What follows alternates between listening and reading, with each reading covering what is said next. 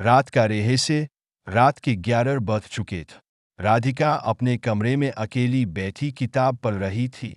घर के बाकी सदस्य किसी शादी में गए थे और राधिका को अकेले ही घर पर रहना पड़ा।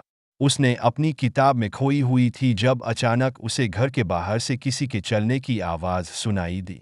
आवाज़ बहुत धीमी थी, लेकिन वो इतनी साफ थी कि उसे महसूस हुआ कि कोई उसके घर के आसपास घूम रहा है। राधिका ने घबराकर दरवाजे की तरफ देखा। दरवाज़ा बंद था, लेकिन आवाज़ अब और तेज़ हो रही थी।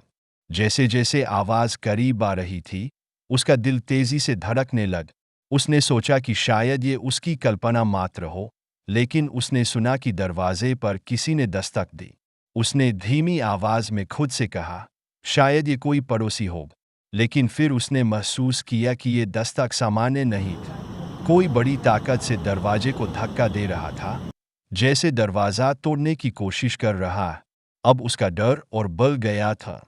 वो अपने फ़ोन की ओर बढ़ी ताकि किसी को फ़ोन कर सके, लेकिन अचानक लाइट चली गई। पूरा घर अंधेरे में डूब गए। अब राधिका का डर चरम पर था।